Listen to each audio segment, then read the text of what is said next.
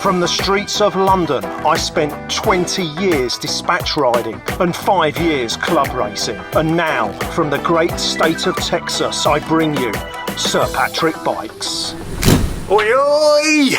I'll tell you now, the only exceptional thing about this Triumph Bonneville are the chrome crankcases that are so shiny your missus could do her makeup in them. In this video, I'll explain why I bought it, how much I paid for it, what I did to it to put it back on the road, and I'll give you like a grand total. And then I'll tell you what I liked about it, what I didn't like about it. And I'll also tell you why Triumph motorcycles are a bunch of tight-fisted, penny-pinching misers. And then, finally, I'll rank it compared to other bikes that I've owned. So the Bonneville has got those classic 60s beautiful lines. If it was a woman, Brigitte Bardot springs to mind. And according to this Triumph promotional film, it also had sporting pretensions. The original British superbike. And from the day it arrived, riders made it their own. So I thought it'd be cool to ride something like that, especially being a Brit in Texas. Not wanting to spend loads of money and being handy with a wrench, I saw a Bonneville on the Copart Salvage auction website. It didn't look badly damaged, so I made a bid on it and won. My final bid was $1,200, which came out to $1,850 with fees. But I had to travel 3 hours up to Dallas from Houston to pick it up. No problem.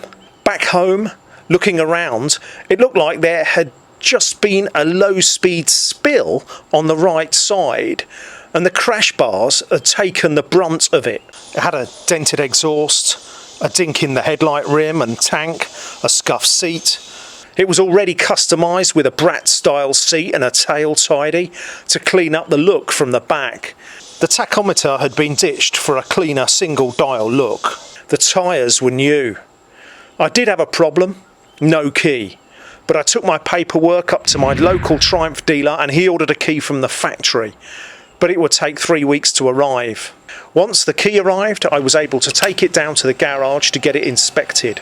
I got it insured and licensed on a repaired salvage title. So the grand total came out just over $2,200. So I was happy with that to get a pretty cool looking roadworthy bike. Obviously there is still some small damage on the bike, but I don't really care about that. Especially considering you'll be looking at spending over $5,000 for a decent example. I headed down to Galveston to ride it along the seawall. It's a really cool looking bike, especially in the red and cream, and it's comfy for pillion passengers. They don't have to sit on a parcel shelf like on a crotch rocket. The bike has lots of torquey grunt and can move along respectably in the traffic. With regards to my riding apparel, when I tried to put on my old leathers, they didn't fit anymore, as I've got so fat living in Texas. The handling was not great. However, I suppose I could put that down to worn rear shocks and fork oil. There was vibration coming through the handlebars, which is an inherent problem with a 4-stroke parallel twin. I mean, it's not as bad as a washing machine on a spin cycle, but I prefer it not to be there. Motorcycle manufacturers have been trying to find ways of reducing this problem for decades. Norton back in the 60s tried rubber mounting their engine in the frame and they called it an isolastic. And look, Triumph are doing a similar thing with these handlebars. They are rubber mounted. I can't see anything over 50 miles an hour out of the bar end mirrors. The front brake was just about adequate. It took me a minute to remember the last time I rode a bike with a single front disc. Maybe the first bike I owned? To put this problem into perspective, I used to borrow my brother's venerable Honda 400 Super Dream back in the early 80s when I was 19. Let's compare the two. You'll notice that the Honda was less powerful and lighter than the Triumph. Yet even that bike had twin front brake discs all the way back then. Let's be clear, a big heavy motorbike missing a front brake disc is like a stripper missing her pole.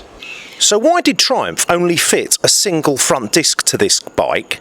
It's because Triumph are a bunch of penny-pinching, tight-fisted misers who use the power of marketing to sucker in naive customers. And I kid you not, Triumph are still pulling this same stunt today. Look at their current range of modern classics. The cost of a 2021 T100 starts from a whopping $10,500. Still with a single front disc.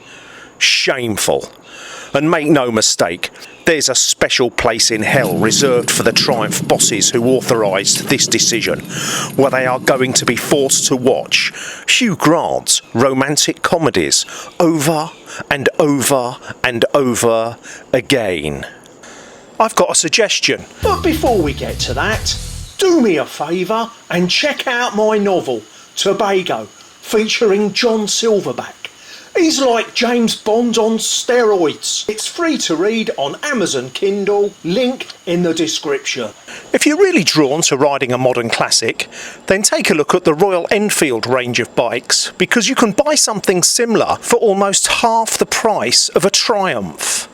Riding the Bonneville was disappointing, like when you think you're going on a date with a sex kitten, only to find when she turns up that she's today's version of Brigitte Bardot. And now it's time for Sir Patrick Bike's I've Owned rankings, based on nothing more than feelings. With the Suzuki Chicks 1000 still in first place, the Triumph Bonneville T100 lands in a lonely 13th. Unlucky for some, just below my Suzuki GSX 550 ES. Later, geezers!